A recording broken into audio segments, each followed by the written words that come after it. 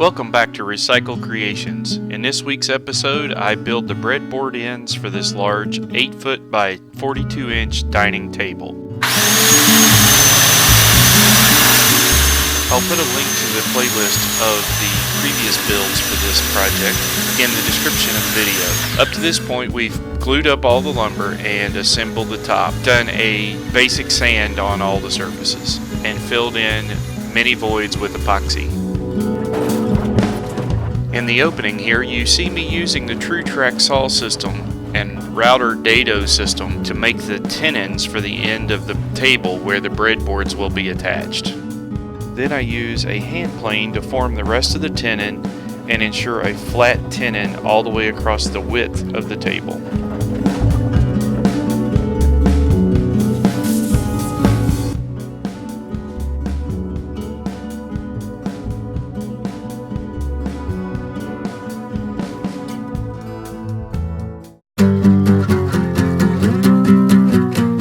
As always, know, understand, and follow all the instructions that come with your power tools, and don't do something just because you saw a guy on the internet do it.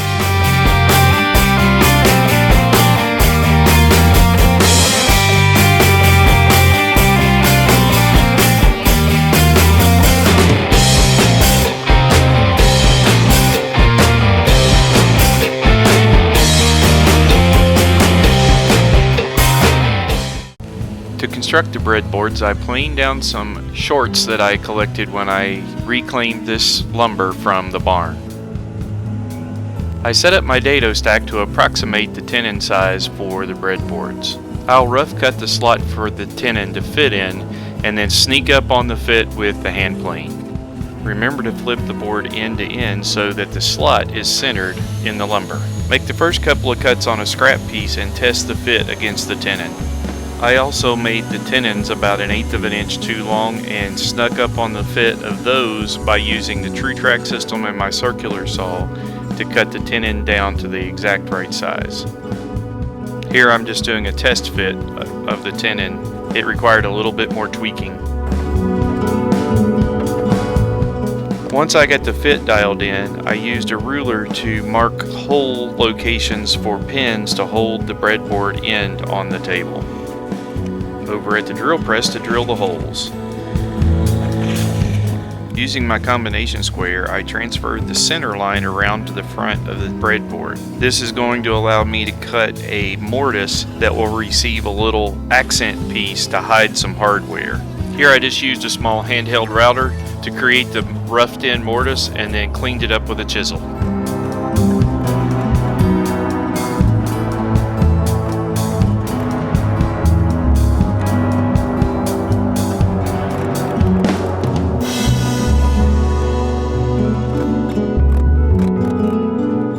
Used a scrap from another board I cut from this reclaimed lumber from the barn to create a little accent piece to go in that mortise. It's going to hide a set of long screws to help hold the breadboard end on the table. Using my belt sander and chisel to sneak up on the fit.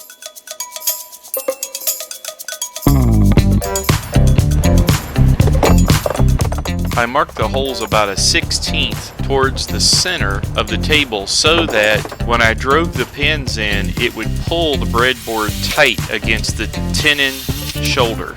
I also elongated the holes on the two outer pins so that the table could have some movement widthwise. Using 2 deck screws, I secured the center of the breadboard using no glue anywhere along the width. Over at the portable router table, I created a little chamfer to accent this little decorative piece.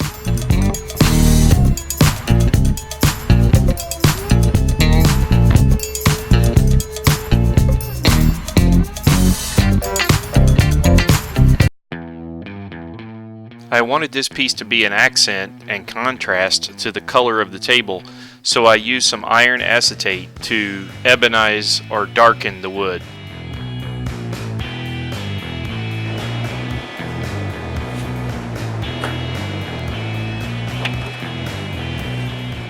It only takes a couple of seconds in the solution to significantly darken oak.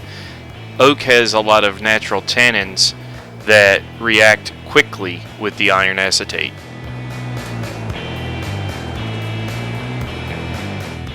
A little bit of wood glue to hold in the accent piece in the mortise we cut earlier.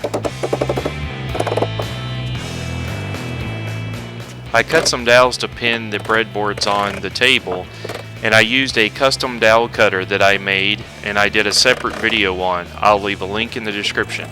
On the center dowel, I glued the entire length of the dowel. On the end two pins, I only glued the top 1/4 inch or so that it would not interfere with wood movement. Finally, just pared down the dowels and sanded them down flush. Again, with the True Trac, cut the table to width, squaring up the end of the breadboard so that they were flush with the table.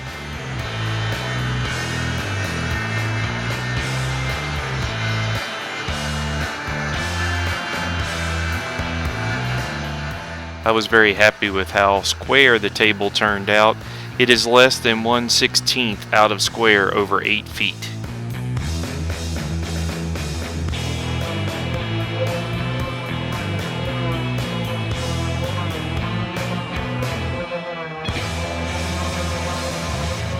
Here's where I'm likely to bring out the trolls. I mixed a little bit of 5-minute epoxy with some sawdust from the project and filled in some very minor gaps in the end of my breadboards.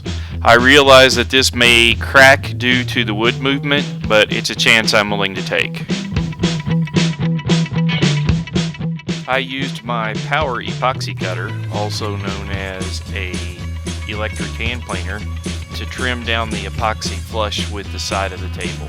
All in all, I feel like the project is going well. Stay tuned next week while I put together the trestle system that will be the legs for the table and do a dry fit of the entire project.